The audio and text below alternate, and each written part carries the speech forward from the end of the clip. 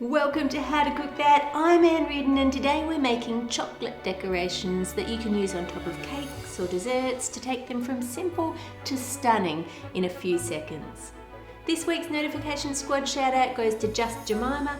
For your chance at a shout out, subscribe to How to Cook That and press the bell to turn on notifications and comment down below. For the regulars, make sure you check out the new How to Cook That aprons and mugs and pre-order yourself a cute little plushie. The link for that is in the description below. To answer a couple of questions from last week, yes, they do ship for free worldwide, and yes, they post to all countries. Even if your currency is not listed, just choose one that you're familiar with the exchange rate for. They will ship to you whatever country you're in, wherever you are in the world, for free. The first chocolate decoration we're going to make is the wave. To make this cool effect, spread some tempered chocolate out onto a piece of bench top that has been in the freezer overnight.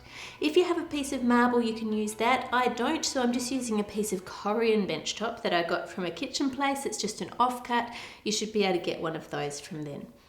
The chocolate is going to set up really quickly, obviously because the bench top piece is cold. Then you want to cut down the sides and remove those bits. Then cut the base off to make a straight line. And now cutting from the corner, make a diagonal so that you have a long triangle. Pick it up off the cold and then form a wave, just gently molding it with your fingers to bend it how you want it. This is that really magical moment when chocolate is not solid and it's not liquid. It's at that point in between where it's just starting to set, but it's still flexible, so you can make these wave shapes. Once the chocolate does set completely, it will be firm and you can then put it on your cake or your dessert. To make a hollow chocolate ball like this one, take a metal or marble rolling pin that has been in the freezer for several hours and drizzle it with chocolate using your piping bag and making sure you go diagonally. So go one way diagonal and then turn the other way diagonal and then straight up and down as well, so that it's got some strength to it. And you just want to let the edges just drip off there. Leave that for just a few seconds and then start to loosen it off the rolling pin. Once the whole thing is free, lift it off very carefully, put it on some non-stick baking paper and gently bend it around onto itself so that the ends meet up and it forms a ball. This would look great if you hid something special in the middle here. Let me know in the comments what you think would look good inside. And then you just want to leave that in the fridge to firm up. Using a similar technique, you can also make this inside out. Pipe some chocolate over a rolling pin. Now, if you're using a metal rolling pin like me, it needs to go back in the freezer each time for a couple of hours. It just doesn't stay cold enough because the metal comes back up to room temperature very quickly. Give it a few lines up and down the rolling pin as well for this one. Then wait a couple of seconds and loosen that chocolate from the rolling pin like we did before. Then place a cookie cutter at one end and roll it up.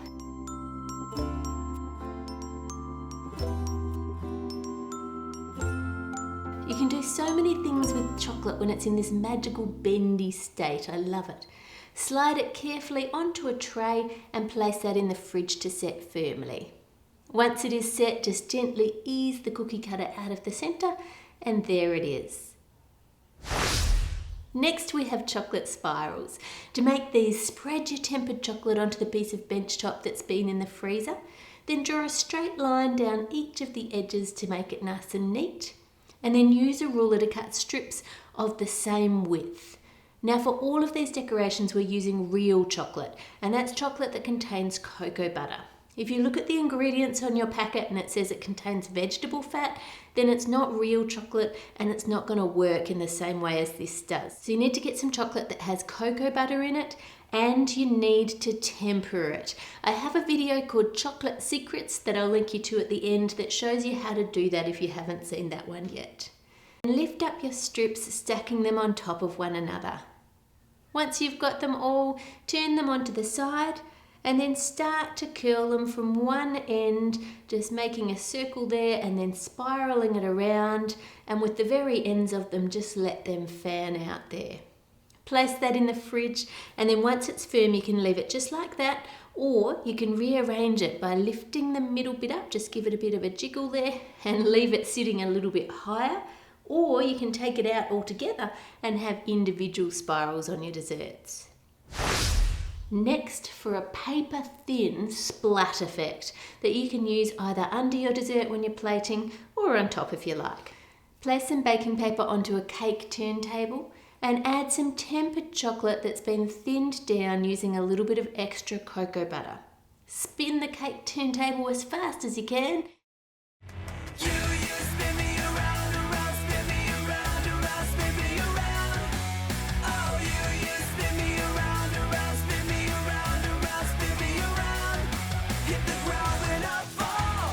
Making sure that you stop as soon as you see it getting to the edges, otherwise you're going to splatter yourself in your kitchen with chocolate. Once that's set, you can use it how you like. I've also got lots of chocolate decorations in my other dessert videos, like this chocolate spiral that I've shown you how to make. If you want me to refilm them and put them all into the one chocolate decoration video, let me know in the comments below and I'll do that for you.